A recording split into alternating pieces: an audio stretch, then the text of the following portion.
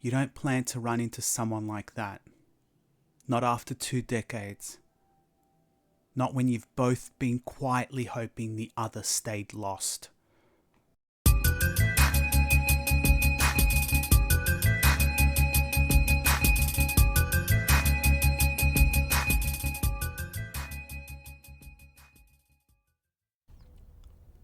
They hadn't planned to meet. 20 years of silence didn't typically end on Thursday afternoon in front of a discount chemist. But there he was. Troy.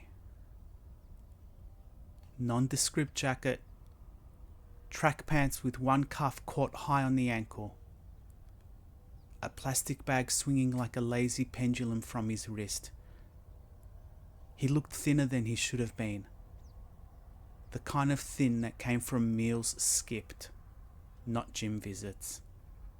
A greying goatee, once thick and full, now looked like it had been half dissolved in bleach. He wore the years like cigarette smoke, stained in, hard to scrub. "Matt?" he said. Matt turned, phone in hand. Screen half glanced at. The voice hit first. The face caught up a second later. "Troy? Oh my God, man. Wow." There was a handshake. Firm but overcorrected. And then a brief shoulder clap. Not quite a hug. Just enough to imply history. "Been ages," Troy said. "Yeah, like..." Matt did the pretend maths. 18, 19 years? Troy smiled, the kind of smile that flickered on and off. "Yeah, something like that." Silence. Not uncomfortable, but not welcome either. The kind that both men knew couldn't last, but neither wanted to feel. "How have you been?" Matt asked. Default setting. Social autopilot. "Doing well. Next week I'm 6 months clean and sober," Troy replied. Quick off the mark. Said like someone who'd memorized the line. Not to impress, but to ward off further questions. It wasn't delivered to be believed. It was delivered to be received. Matt nodded. Smiled. Let the words wash over him. "That's great, man. Seriously. Keep it up. Onwards and upwards." His voice shifted on the upwards. A tone choice that did most of the heavy lifting. Thin encouragement. Padded with just enough prosody to sound heartfelt. Troy clocked the tone. He always had a good ear for tone. He knew Matt didn't buy it. But Matt had opted for interactional dodge. The truth here would have caused mess. This wasn't about honesty. It was just about making it to the next sentence. There was a strange comfort in their mutual compliance. A kind of linguistic handshake. Troy gave the line. Matt took it. Nobody flinched. "What about you, man? Married? Kids?" "Yeah, 1 kid. 8 years old. Office job, nothing flashy."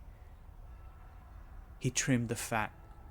Left out the bits that might have sounded like boasting or boredom. And the present tense job, not career, kept it neutral.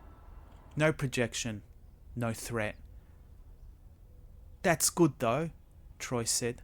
"Stability. Structure." He said the words like they belonged to someone else's religion.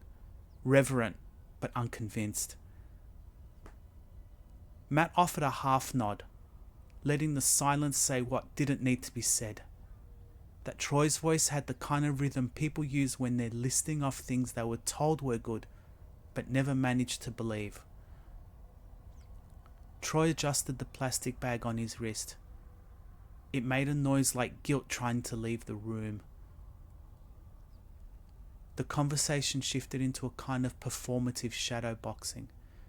No one threw a punch, but each line was parried, deflected, avoided.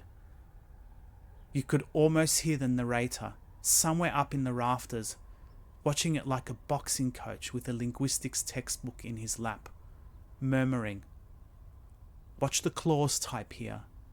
Troy's gone with a declarative. But see the stress pattern? Downward inflection. He's not staking territory. He's closing it off. Now, Matt, see that lexical choice? Seriously? As a preface? That's hedgework. Built-in deniability." "Still in touch with anyone from school?" Matt asked, a nothing question. The conversational equivalent of changing lanes without indicating. Troy shook his head. "Not really. Ran into Sarah once, outside Centrelink. Didn't talk, just nodded." Sarah had been school ducks, probably still afloat. The nod was mutual recognition, mutual retreat. Matt nodded too, mimicking out of muscle memory. Like that single head movement would carry them to the next beat. "You look good, man," Troy said. The adjective hung there like a damp rag. "Cheers," Matt replied, and didn't return the favour. That would have been cruel. "Listen, I should..." "Yeah, me too. I've got a thing." Both made micro adjustments in posture, exit signals. Matt stepped back. Troy stayed where he was, plastic bag swinging like punctuation. But Matt paused. "Troy." He turned slowly, not warily, just open. "I meant what I said about keeping at it. If you're clean, that's... yeah, good on you." He added that conditional clause deliberately. The "if" let the sentence breathe. It wasn't belief. It wasn't disbelief. It was the pragmatic middle. It gave Troy room. Troy nodded. A real nod this time. Not rehearsed, not defensive. "Thanks. That means more than you probably think." It didn't, but it needed to be said. As Troy walked away, the rhythm of his steps shifted. There was a drag in his left leg. Not enough to signal pain, just wear.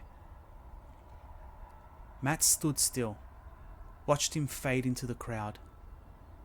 Thought about that old motel trip in year 11, the beers, the balcony, the nonsense tears.